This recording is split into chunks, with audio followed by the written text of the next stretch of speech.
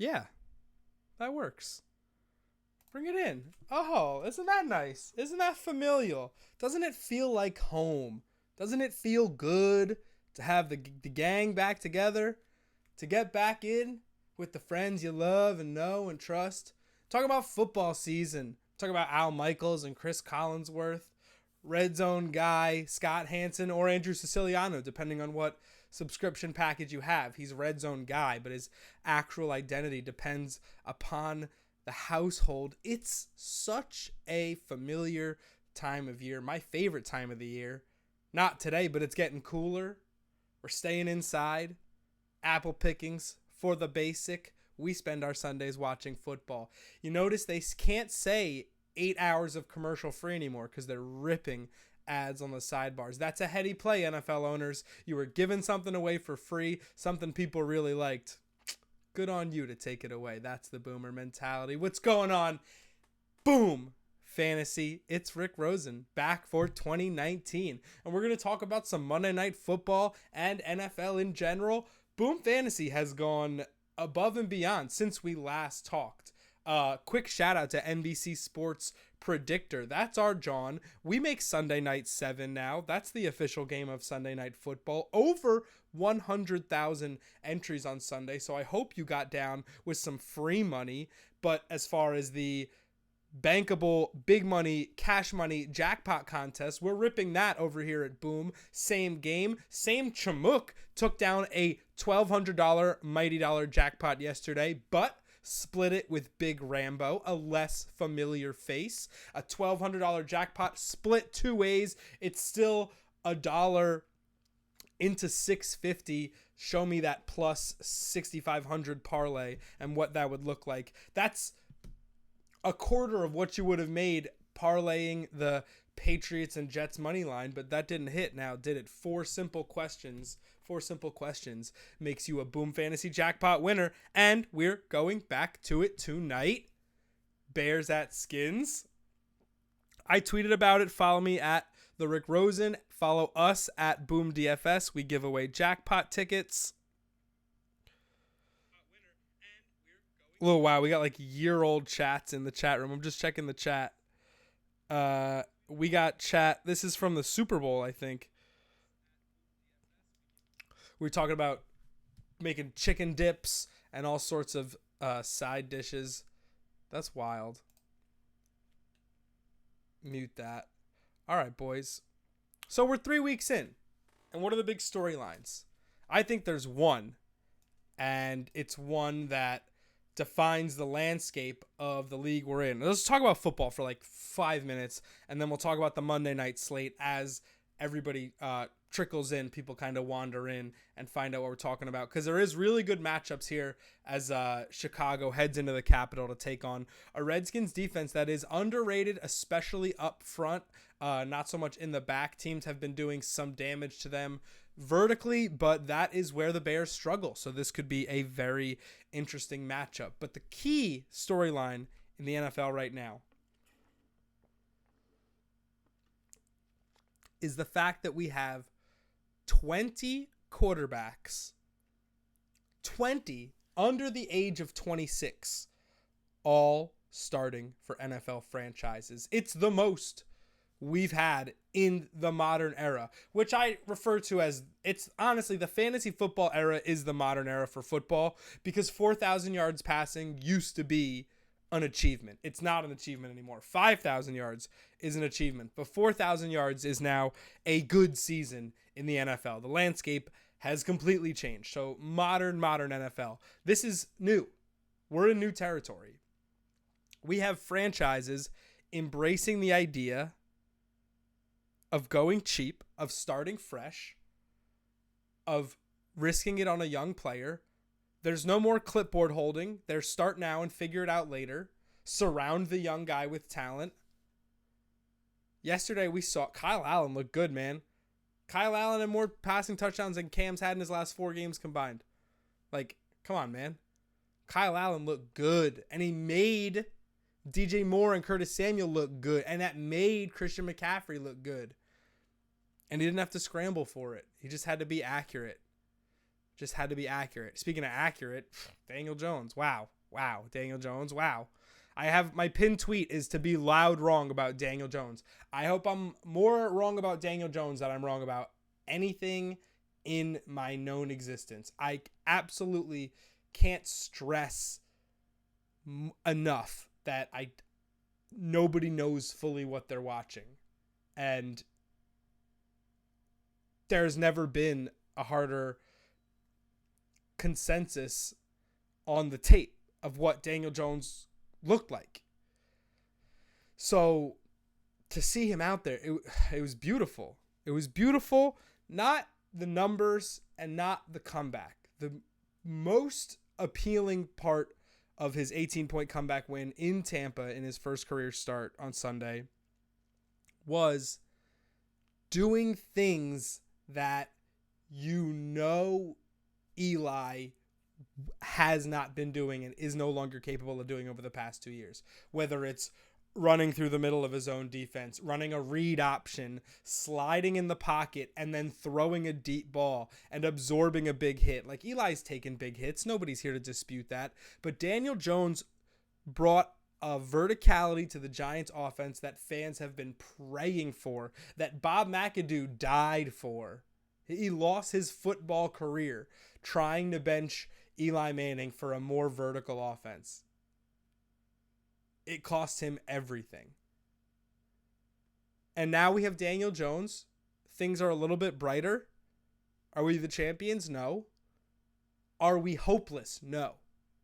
And I think realizing both of those things is super important into understanding how Giants fans are feeling today. Brandy Sore, what's going on? Who's getting more, Allen Robinson or Terry, receiving yards? That's a great question. I think that Allen Robinson is one of the most underrated receivers in football. My issue with McLaurin, or want to side with him, is that vertical aspect that he presents. He is a big play guy, and the Bears have thus far not really shown an inclination to bust a big play. And when they have been, it's usually to someone like Taylor Gabriel. Terry McLaurin's been really, really impressive early on. He got a lot of garbage time against Dallas, and he got big chunk plays against the Eagles. I think he's got some tape, and I think they got a scouting report for him, and I think the Bears defense is just better. So give me Allen Robinson in that matchup. I don't think I can give you an exact number. That's pretty close to boom cheating. And I like the matchup for both receivers. That's why it's a good contest tonight. That's why we're here. I think David Montgomery is the pick for rushing, but receiving, get after it, man. Get after it. It's going to be a really tough one. It's going to be a really tough matchup because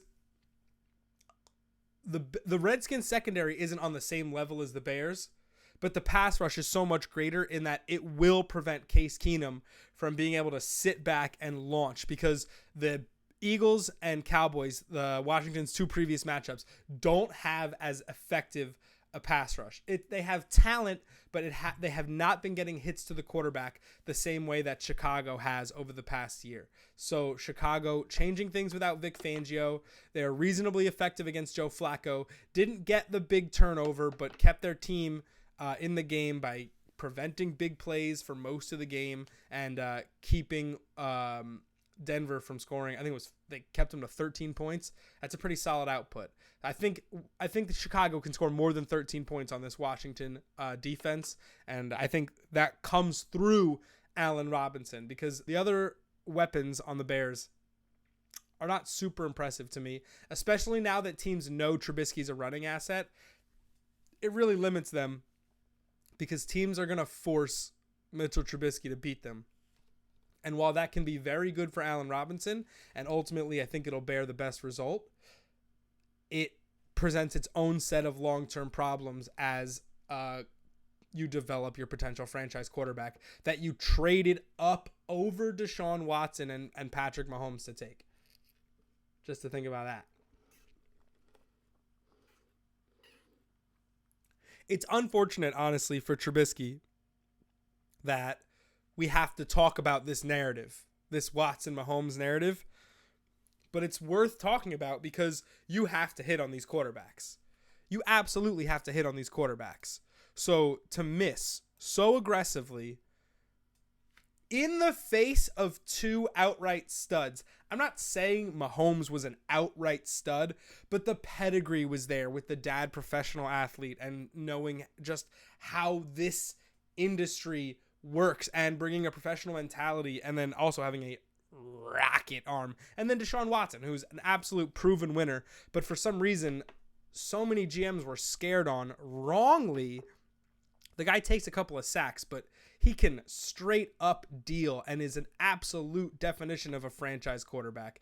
Teams are kicking themselves, and you got to wonder what the Bears would look like with someone just a little bit more capable of throwing that out route, because it really hurts to see Mitchell Trubisky put it into the ground sometimes. He's just not the same level of quarterback. And it would be also interesting to see what Trubisky would look like in an offense like Jared Goff, where he can just stare at the line and get the play call in his helmet. Not that Trubisky's, calling all his audibles on his own, but to be fed, have a little bit more of an edge in the play calling perspective. All due respect to Matt Nagy.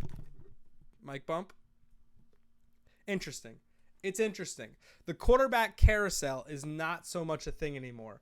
We're picking guys and we're sticking with them, or we're tanking and we're looking ahead to the draft. Because coming from the Brady Manning fantasy quarterback era, paired with the Dilfer QB camp, Elite 11, year of the quarterback ESPN narrative, we're just going to get pro quarterbacks every couple of years now. We're just going to get Froms and Herberts and Tuas. They're just going to keep coming now because we've built this system. And it's going to be weird if we see all these pocket passers and then we just start churning out these running backs. I think the Bears quarterback should be able to dot up the Redskins. I'm making my step 6 on Allen Robinson. Oh, baby, Brandy Sore. That is fantastic. I think Allen Robinson is a great pick, and I absolutely agree that the Bears are going to be able to get plays against Washington. The Redskins are 0-2. They blew a 17-0 lead to the Eagles, and they were blown out by Dallas. Dallas, I will almost excuse it because, well, even with Philly, they got burned by Deshaun Jackson twice. So you just know they're vulnerable at the back end. Allen Robinson is a very good receiver. They get beat by very good receivers. In terms of Dallas, I just think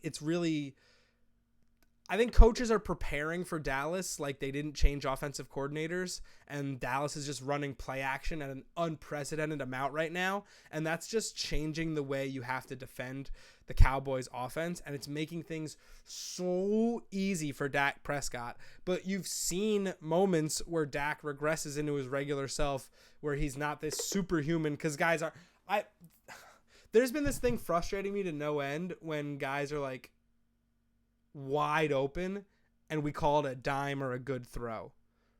Listen, the quarterback's job is to throw the ball to the receiver. If a guy's got 4 yards of separation on each side of him, we got to credit route running. We got to credit the play call. But for the love of Pete, don't credit the throw, because the throw is the bare minimum required to make the play work. It's all about execution, obviously, but a dime is squeezing the ball in between coverage, is hitting the receiver in stride. There's so much more to a dime than like guys running open. You can throw a guy open and that's different, but like I'm specifically talking about some of these Dak Prescott guys, like, the slobbering all over the Cowboys offense is getting, we really jumped the shark on talking about Dak Prescott. Oh, Cook, what's going on, man?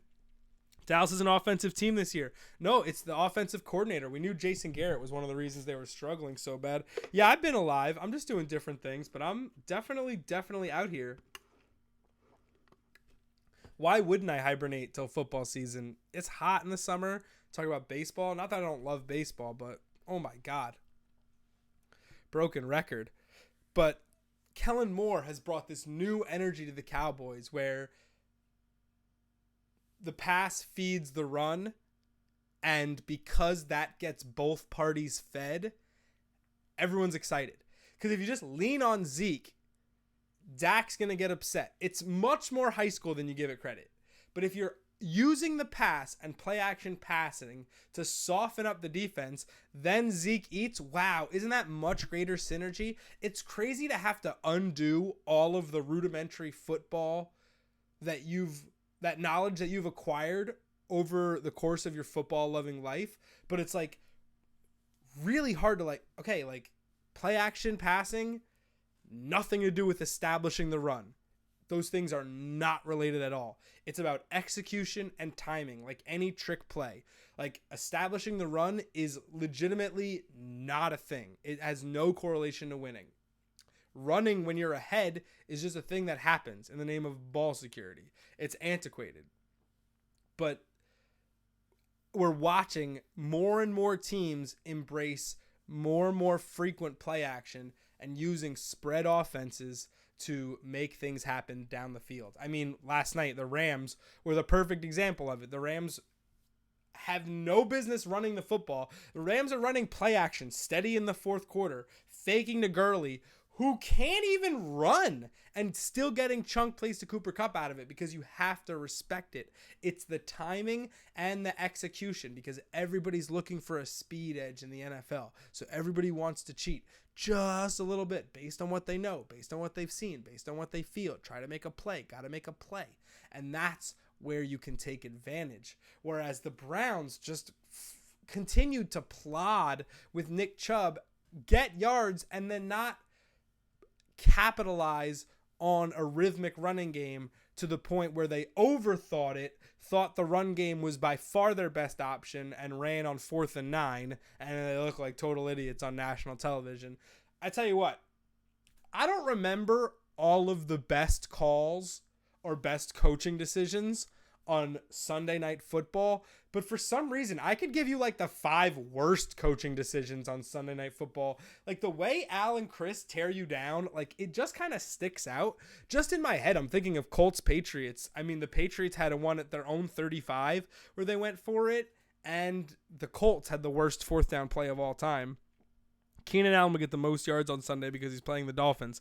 Oh, Brandy, there's nothing wrong with Keenan Allen, target monster these days. But when it comes to most yards, it can get a little tricky because of workload. You saw that with Amari Cooper and the Cowboys. Amari Cooper had 88 yards like that. He was way on the board real quick, and then the Cowboys just completely took their foot off the gas. The Patriots were the same way against the Jets with Jared Stidham throwing that late pick 6 that flipped all the spread bets. That was absolutely wild. But I love Keenan Allen. I'm a big Keenan Allen fan. If you're a big fan of this little stream we do here, I had a Keenan Allen most receiving yards sportsbook ticket that I would flash on this show every week, and I ended up eating it last year because it was a big loser to Michael Thomas. But a new day is a new day. Let's do a little bit of Boom contest review, and then we'll get out of here, and we got to watch the game because it's important we get settled for the game. Okay. Sorry. If you're getting a text, it's from me. Beautiful. Bears Redskins. I think when it comes to passing yards, I got to lean Case Keenum because I don't think that they are able to run the ball, nor does Jay Gruden want to give Adrian Peterson the satisfaction. I really just don't think the game is going to play out as boring as people will think.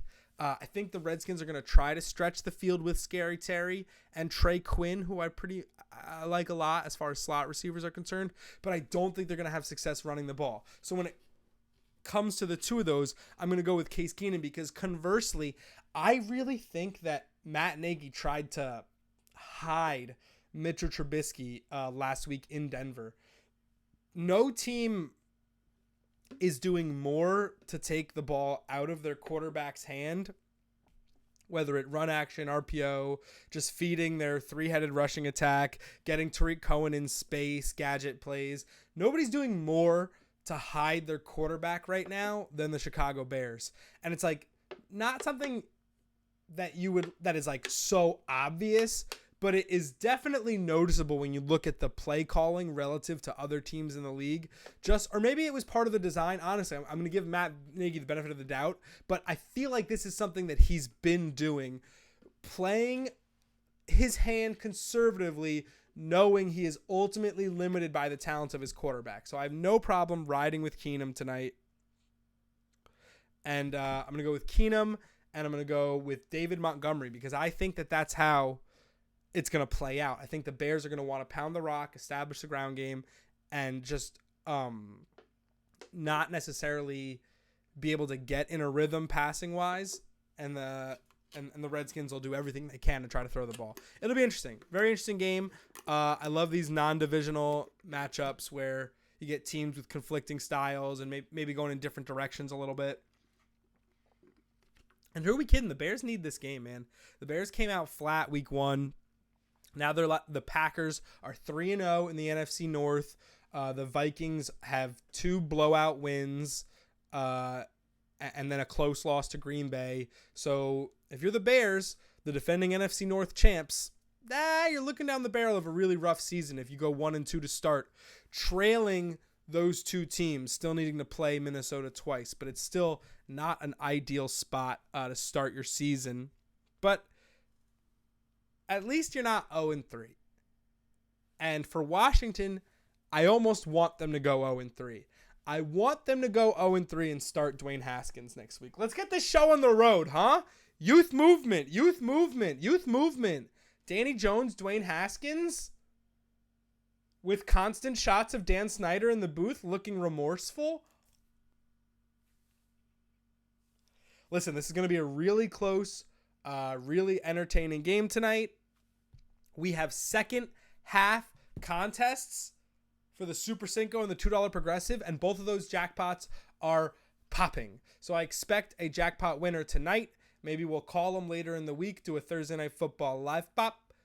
Who knows? Who knows how we're feeling? Boom's coming back, baby. Football season 2K19. It's your boy, Rick Rosen. Any last thoughts? I'll keep the chat open for another minute or so, but you know where to find me, at the Rick Rosen, at Boom DFS. I be out here, and I'll be answering all your questions, and we'll be talking football throughout the season and throughout the entirety of the Daniel Jones era. I'm in it for the long haul. I've hitched my wagon.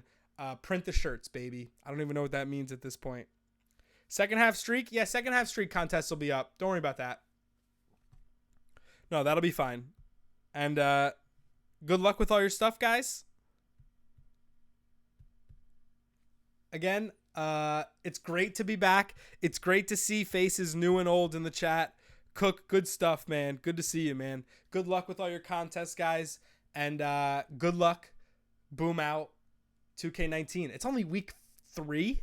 We're so at it this year. We got a lot of time to make some stuff happen. Oh, where am I going? I'm not signing off right now. New jackpots later this week. Not jackpots. New, maybe, yes. Yes, new jackpot. New contests.